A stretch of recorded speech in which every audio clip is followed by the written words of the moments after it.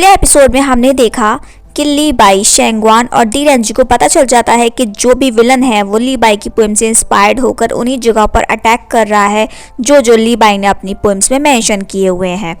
उसके बाद शेंगवान से वो पूछता है कि उसके बाद का स्टैंजा क्या था और वो अपनी नेक्स्ट पोएम जानना चाहता है और उसे पता चल जाता है कि अब नेक्स्ट टारगेट ज़ूक्यू गेट पर होने वाला होता है और वो ज़ूक्यू गेट की तरफ भागने लगते हैं।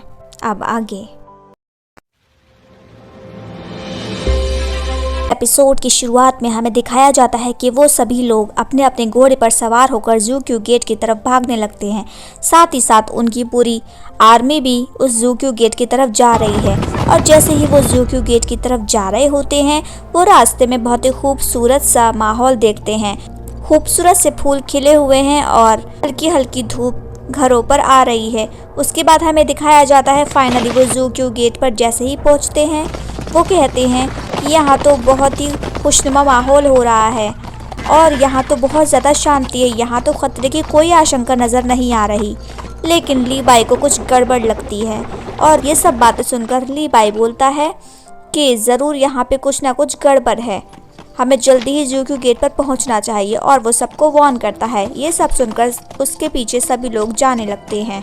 नेक्स्ट सीन में हमें दिखाया जाता है जैसे ही वो ज़ूक्यू गेट की तरफ बढ़ रहे होते हैं तभी वो एक रेडिएशन को आते हुए देखते हैं और उनकी आंखों के सामने वो रेडिएशन शेंगान सिटी के एक आदमी पर पड़ जाती है और देखते ही देखते वो पूरा कांच में बदल जाता है और कांच में बदलने के बाद वो पूरा टूटकर बिखर जाता है और गायब हो जाता है।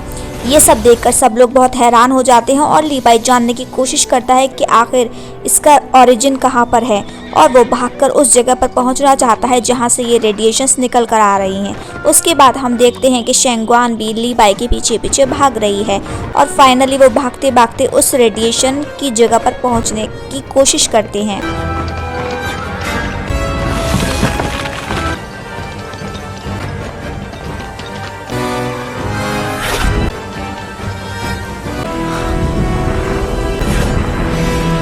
और वो वहाँ पर जाकर एक बटरफ्लाई जैसी शेप देखते हैं जिसमें से बहुत सारी रेडिएशंस निकल रही हैं और जिन रेडिएशंस की वजह से सभी लोग कांच में बदल जा रहे हैं और गायब हो जा रहे हैं।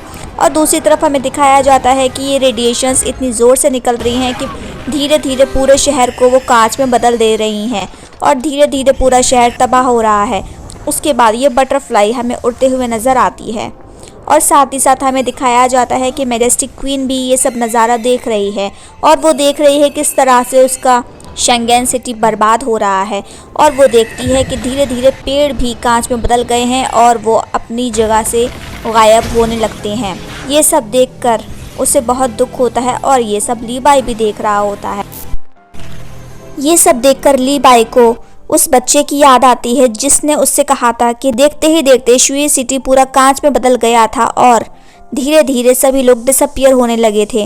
वो ये सब नज़ारा देखकर सोचने लगता है कि शायद यही मेरे भी सिटी के साथ हुआ होगा, इसका मतलब मेरे पेरेंट्स के साथ भी ऐसा ही कुछ हुआ है और वो इसकी जड़ तक पहुंचने की कोशिश करता है और वो उन रेडिएशन से बचता हुआ फाइनली ओरिजिन तक पहुंचने की कोशिश कर रहा है। उसके बाद हमें दिखाया जाता है कि वो उन रेडिएशंस को अपनी सोच से अटैक करता हुआ आगे बढ़ रहा है।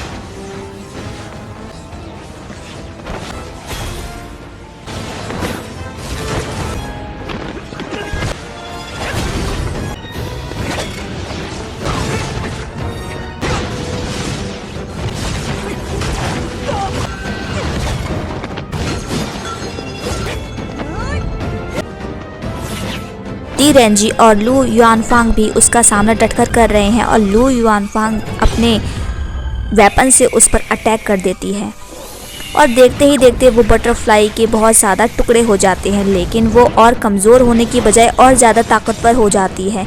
ये देखकर सभी लोग बहुत ज़्यादा हैरान हो जाते हैं कि उस वेपन से तो उसको मर जाना चाहिए था, लेकिन वो तो और ज़्यादा ताकतवर हो चुकी है। अब उसकी रेडिएशंस और बुरी तरीके से लोगों पर हमला करने लग गई थी और ली बाई अपने आप को बचाते हुए उसके ओरिजिन तक पहुंचने की कोशिश में लगा हुआ है। साथ ही हम शेंगवान को भी देखते हैं जो इन रेडिएशंस का डटकर मुकाबला कर रही है और अपने शेंगेन सिटी को बचाने की कोशिश में लगे हुए हैं।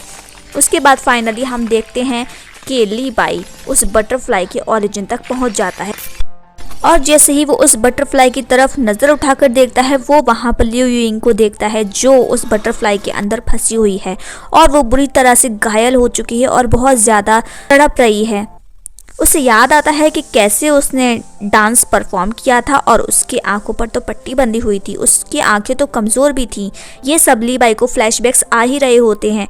तभी वो सोचता है इसका मतलब लियू युइंग ये सब अपनी मर्जी से नहीं कर रही है, वो एक कल्प्रिट बन चुकी है और वो किसी के कंट्रोल में है और वो जो भी कर रही है खुद की मर्जी से नहीं कर रही है। और वो लियू युइंग को उस शील्ड से बचाने की कोशिश करता है और वो अपनी सोच से उस पर वार करने लगता है ताकि वो शील्ड टूट जाए और वो लियू युइंग को बचा पाए। लेकिन ली बाई अपनी तलवार से उसको बचा नहीं पा रहा है और वो पीछे हटकर दोबारा से बहुत जोर से उस पर हमला करता है और फाइनली शील्ड टूट जाती है। और जैसे ही शील्ड टूट जाती है, लियू युइंग नीचे ज़मीन पर गिर जाती है।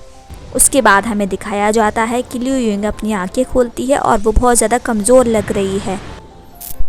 लियू युइंग ली बाई को बोलती है कि मैं कभी किसी को नुकसान नहीं पहुंचाना चाहती थी, लेकिन मेरे हाथ में कुछ भी नहीं है क्योंकि मेरे क्लैन के सारे लोगों की ज़िंदगी किसी और के हाथ में है, कोई और उन्हें कंट्रोल कर रहा है।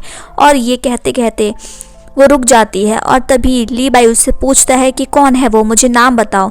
लेकिन वो इससे पहले कुछ कहती है, उसकी आंखों से आंसू निकलने लगते हैं और वो बोलती है मुझे माफ़ कर दो, मैं तुम्हें अब परफॉर्म कभी करके नहीं दिखा पाऊंगी। और देखते ही देखते लियू युइंग बटरफ्लाइज में बदल जाती है और सारी बटरफ्लाइज उड़ जाती हैं और उसकी बॉडी गायब हो जाती है।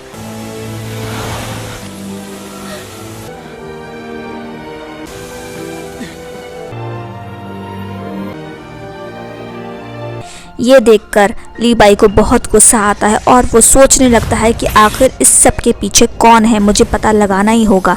तभी वो अपनी सोर्ड हाथ में लेता हुआ गुस्से में जा रहा होता है और तभी वहाँ पर शेंगवान आ जाती है, उसे रोकती है पर वो रुकता नहीं है और वो धीरे धीरे फ्लैशबैक्स में दी रेंजी की बातें याद करता है।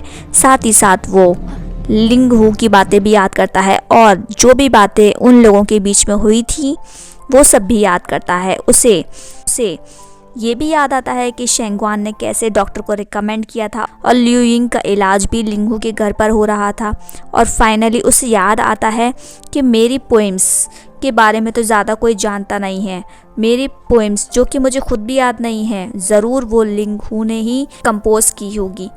तभी उसको याद आता है कि लिंगू उसको बोल रहा था कि तुम्हारे अंदर जो भी दर्द है तुम अपनी पोएम्स में उसे डिस्क्राइब करो। और वो गुस्से में आकर लिंगू के पास जाने लगता है। फाइनली हमें दिखाते हैं लिंगू अपनी शक्तियाँ और बढ़ाने की कोशिश में लगा हुआ है और वो पूरे चेंगेन को बर्बाद कर देना चाहता है। नेक्स्ट सीन में हमें दिखाया जाता है कि मिस्टर लिंगू ली बाई की पोएम को गुनगुनाने लगता है और अपने पेंडल से एक पोर्टल को एक्टिवेट कर देता है। और हमें दिखाया जाता है कि यहाँ पे जो भी चीज़ें यहाँ से गायब हो रही हैं वो उस पोर्टल के थ्रू दूसरी दुनिया में जा रही हैं। साथ ही साथ हमें बहुत सारी तबाही का मंजर दिखाया जाता है और हमें दिखाया जाता है कि चेंगेन सिटी की सारी चीज़ें पोर्टल के थ्रू दूसरी दुनिया में जा रही हैं। ये सब तबाही देखकर शेंगवान ली बाई के पास आती है और बोलती है मैं और तुम अकेले ये सब नहीं रोक पाएंगे, यहाँ बहुत ज़्यादा तबाही हो रही है और मैजेस्टिक क्वीन को ऑर्डर है कि हम वापस लौट चलें। लेकिन ली बाई बोलता है मैं नहीं जाऊँगा, तुम यहाँ से चली जाओ। और वो बोलता है लिंगू चाहता था कि मैं एक पोएम लिखूं तो मैं उसको एक पोएम गिफ्ट करके ही आता हूँ। और देखते ही देखते सभी लोग वापस लौटने को तैयार हैं और वो ली बाई को उसकी तरफ जाते हुए देखते हैं। और जैसे ही वो ली बाई उसके पास जाता है, मिस्टर लिंगू उसे देखकर बोलते हैं फाइनली तुम आ ही गए, कब से मैं तुम्हारा इंतज़ार कर रहा हूँ इस खूबसूरत शहर में। आओ यहाँ पर कितनी सारी खूबसूरती है, देखो इसे। लेकिन ली बाई बोलता है ये कोई खूबसूरत नहीं है, तुमने सब बर्बाद कर दिया। ली बाई की ये बात सुनकर लिंगू बोलता है मैंने किसी को नुकसान नहीं पहुँचाया, मैं तो बस एक खूबसूरत दुनिया तैयार कर रहा हूँ। यहाँ से सारी खूबसूरत चीज़ें लेकर एक अलग दुनिया बसाना चाहता हूँ जहाँ पे सिर्फ और सिर्फ खूबसूरती ही होगी।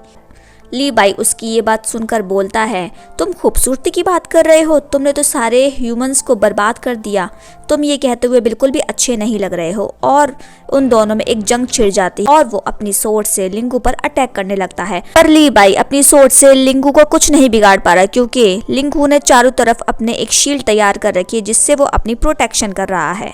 और देखते ही देखते ली बाई फाइनली उस शील्ड को तोड़कर उसे जमीन पर गिरा देता है और अपनी सोर्ड से उसे जख्मी कर देता है। साथ ही साथ हम देखते हैं कि मिस्टर लिंगू बाई से बोलते हैं शायद तुम्हें मेरा गिफ्ट पसंद नहीं आया, पर ली बाई उससे बोलता है मुझे वो लोग वापस चाहिए, उन्हें वापस लेकर आओ। लिंगू उस बात पर बोलता है ठीक है, तुम्हें वो लोग वापस चाहिए, मैं तुम्हें देता हूँ। और देखते ही देखते ली बाई और लिंगू दोनों ही उस कांच के टुकड़े में ट्रांसफॉर्म हो जाते हैं और फाइनली पोर्टल के थ्रू दूसरी दुनिया में पहुंचने लगते हैं।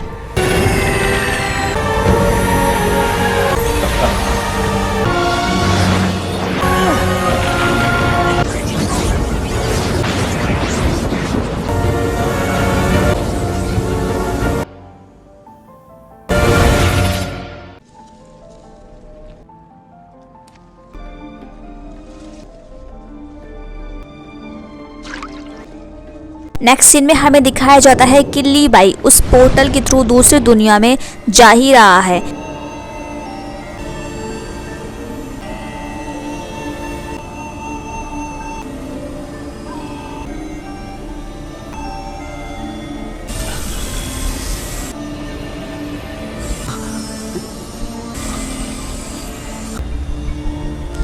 और जाते जाते ली बाई वहाँ पर वो सारी चीज़ें देखता है जो शुई सिटी को बिलोंग करती हैं और वो सोचता है ये सारी चीज़ें तो मेरे सिटी में ही थी।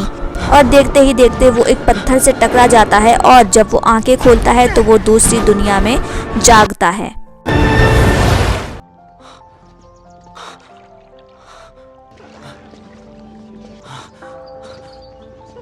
जब वो दूसरी दुनिया में जागता है और वो चारों तरफ देखता है ये दुनिया तो बिल्कुल नॉर्मल लोगों जैसी है जैसे हमारे सिटी हुआ करते थे। और वो वहाँ पर लोगों को बातचीत करते हुए देखा है। वो देखो सीनियर, क्या तुम्हें पता है 49 डेज, ये सब बातें वो सुन ही रहा होता है। तभी उसकी नज़र लिंगू पर पड़ती है और लिंगू उसे विलन स्माइल देता हुआ दिखाई देता है। यहीं पर हमारा एपिसोड दी एंड हो जाता है। आपको क्या लगता है, क्या ली बाई अपने पेरेंट्स को बचा पाएगा? मिलते हैं नेक्स्ट एपिसोड में, तब तक के लिए हंसते रहिए, मुस्कुराते रहिए। Thank you.